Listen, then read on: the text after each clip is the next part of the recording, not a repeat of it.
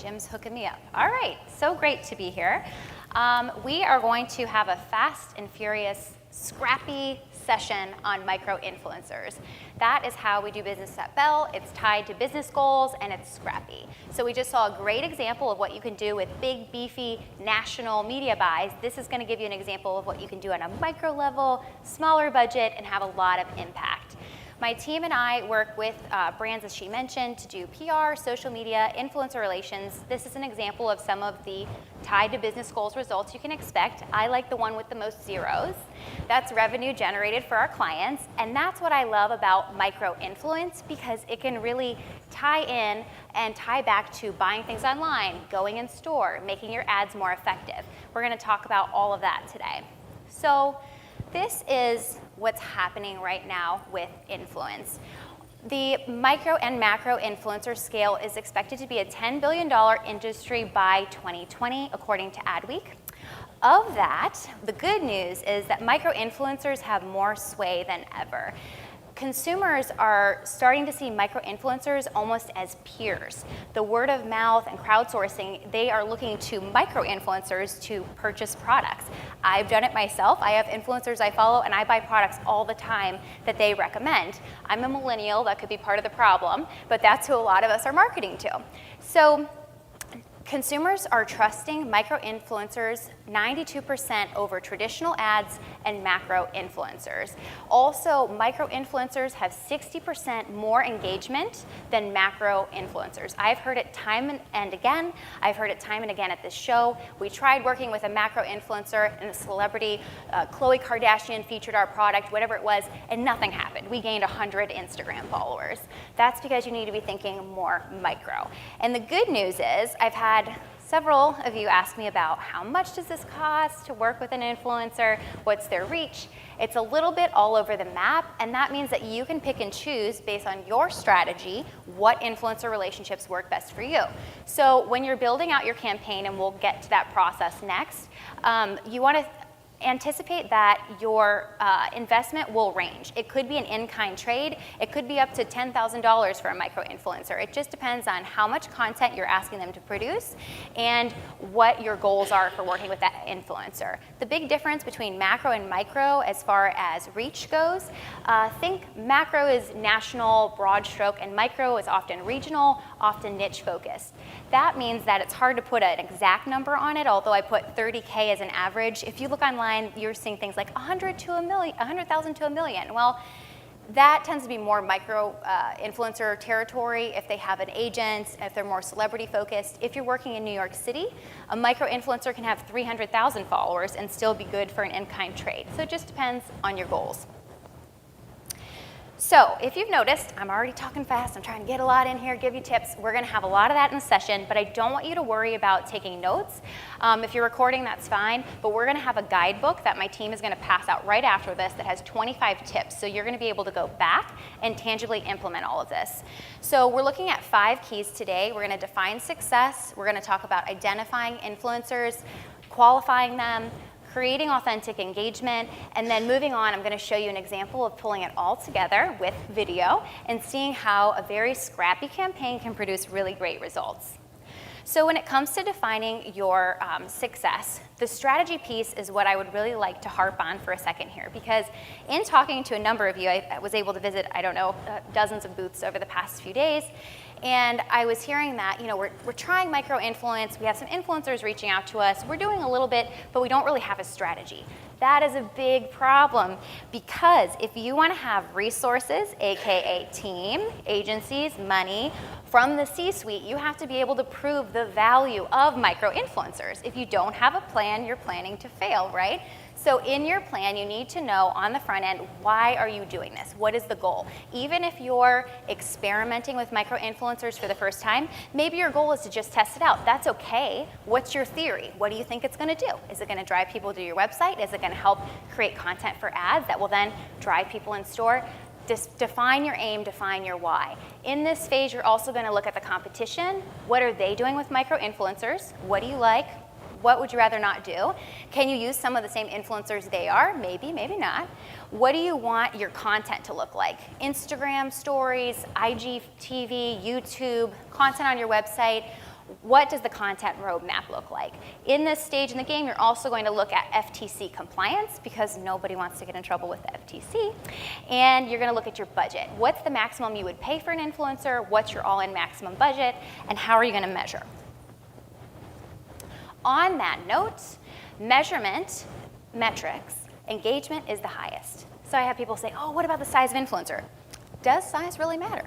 With micro-influencers, not necessarily, because you are looking at engagement. More than 74% of CPG brands are using influencers in some capacity, and engagement, represented by the red 2018 graph here, is the highest. That's our first metric they're looking at. Third is reach, which would be the followers. So keeping these metrics in mind. This is in the guidebook as well. So you've created your strategy. Now you're looking at how do I identify the right influencers? Step one is to create a profile that really identifies what your ideals are. What do I want the content to look like? Is it bright and colorful? What does their Instagram feed look like? What does their engagement look like? Even before you interact with an influencer, you can get an idea of their engagement when you look at the number of followers they have and compare that to the likes they get on posts, comments. Is this a sort of audience that aligns with our values as a brand? Are there any niches that we can get in and really hyper-focus on certain segments of our audience? So in this process, it's the identifying, what you're looking for from the influencer, and then speaking to the niche. Those three examples here, these images are on purpose. The top one is an example of an Instagram micro-influencer who speaks to paleo and CrossFit. There's a pet influencer. You're finding more and more of these. There's even an influencer who will Meryl Streep your product. That's right, you can streep yourself. On Instagram, it's not even very expensive. I looked into it. So there's a niche for everything, and in this identification process, you want to make sure that you're looking at how can you drive the most narrow impact so you can measure it. The outreach piece is covered in the guidebook. There's a number of tips in there. For the sake of time, I'm not going to focus too much there, but you're also going to get rate cards at this point. Which brings me to step 3. To qualify, these are the keys that I would look at when you're qualifying. So you're negotiating, you've identified your influencers, you've reached out to your influencer, and you've made it really clear why you want to work with them, right? This isn't just a mass email you're sending out. It's very specific, very targeted to the influencer. Micro-influencers in particular, are very sensitive to know, why do you want to work with me? I worked hard to build this audience. Why should I give it to you? So in the qualification for fit key here, you want to look again at their content. Are they FTC compliant in their posts? What does compensation look like? And then I would say one of the things that I don't see brands do enough, even before you sign a contract, look at their analytics. Ask them, what content gets the most engagement? And then you can think, okay, well, the content that I want, is that going to really resonate with that influencer? Don't feel bad asking for ideas on the front end. This brings us to step 4. So authentic engagement. Again, I'm going fast. It's on purpose. You're doing great. So authentic engagement. This is interesting because you've found your influencer at this point. You have your strategy. You've qualified them for fit. Now what do? If you've worked with an influencer before, and especially if you've paid for influencer content before and you've received the content and gone, wah, wah, it's not what I wanted. That's so sad. That's such a big letdown. So this part of authentic engagement, this step really helps make sure that that doesn't happen. So it can start over a cup of coffee with an influencer. You can get on video. You want to talk about what ideas do they have for the collaboration? How can we make sure it resonates the most with their audience? So in conversations we've had with influencers and in the data, it shows that I think it's 40% of micro-influencers say they do not get enough creative freedom.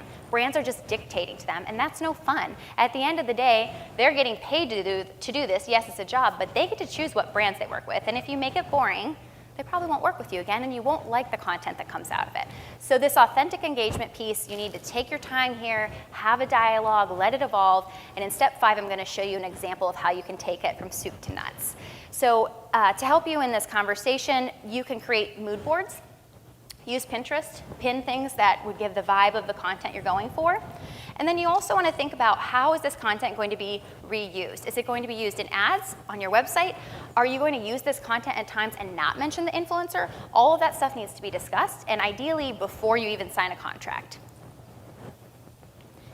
So in talking to a few brands here, I've scoped out a number of your Instagram feeds. And so these are a few, you may recognize yourself up here, not as the influencer, but as the brand. Country Archer, Chameleon Cold Brew, and Jenny's Ice Creams. So I went to several, I went through their feed and I found content that was micro-influencer specific content. You can tell by the size of the influencer. From 12,000 to 36,000, these are all examples of content that features the product in a lifestyle setting. If you went to their feed on Instagram, it would fit in the overall flow of the feed with color schemes, some's more dark and broody, some's more bright. And you can see that the engagement levels, very interestingly, so Jenny's, they're working with a smaller influencer, but look at the engagement on that post compared to someone with 36,000. It's very interesting. You have to scope this out ahead. So I wanted to feature, these brands are doing a good job with these posts and these influencers. All right, so this is the crescendo. This is where it all comes together, step 5. We've created this strategy, we've identified the influencers, the outreach has happened, we're gonna work together, signed, sealed, delivered, and we've talked about content, we've got some ideas, and this is an example from a brand, it's one of our clients, Piada Italian Street Food, where they walked through all these steps. So they created the strategy. The challenge for them was they were a comfort food, pasta-based menu, and they moved to more of a gluten-free, plant-based, even vegan menu. Their audience didn't know about it, and they certainly didn't tap into the niche audience of vegan, vegetarian, plant-based. So they went through the process of identifying their goals. They found an influencer, Whole Living Lauren, who's featured here, who already had engaged with the brand on Instagram, and they had noticed her. She was local to them, so they invited her to coffee. They had a conversation with Lauren, and out of the conversation, they came up with the idea that they would come to Lauren's house, and it's a real super cute house in a cute little area, and they would film her in her kitchen making a power bowl, which is featured here. She would then have that power bowl with her, I think like 6-month-old son at the time, I might be wrong on the age there, and her husband. They also had her doing yoga. They had her walking in the park. They had her talking about the attributes of the product, what her lifestyle was like. Would this appeal to like a millennial on-the-go audience? So they had this conversation. They set the date. They booked and filmed everything. They released it over a 4-week campaign. They pushed it through email. They shared a BOGO or like a purchase. I think it actually was just free product. And so you can see the results from the campaign here. The all-in investment I find very compelling. $8,000, and they ended up with 180,000 people. That's their email list. And so they had a 60% open rate. All of their video ads were watched clear through. I think it was 85% of the time. So 2-minute video, this is a snippet I'm about to show you. And they had a lot of engagement. And what they found was, even though they gave free product, customers came back within 19 days and purchased the Power Bowl again. So they were able to track all of this through their app. And so let's see what the content actually looked like. We're gonna go ahead and pull up a video here. I'm Lauren Blake, a registered dietitian and an entrepreneur to a small business. My lifestyle right now is full of adventure. As a new mom, as a new business owner, I just need quick, healthy options. The Power Bowl is perfect for that. I would recommend this bowl to anyone. It's great for people who are vegetarian, vegan, plant-based eaters, gluten-free, but really, you don't have to be any of those things to enjoy this Power Bowl. Not only is this bowl delicious, it's just great for on the go. So that's an example, thanks for pulling up the last slide there, that's an example of what you can do with a micro-influencer. Lauren, I didn't mention, she's a dietitian, right? She's a millennial, she's on the go, totally on brand for them. And she had 32,000 followers at the time that this engagement happened. It went so well that they are contracting her to continue to do campaigns. And all in, it was a very effective campaign, super tight budget, scrappy, smart. And so I hope this example inspires you. The guidebook is going to be handed out by my team, Katie and Heather right now. And then there's also a link here if you want to jot that down. You can access the guidebook afterwards. So that's kind of fast and furious, but I hope you're inspired to make really impactful micro-influencer campaigns. Thank you.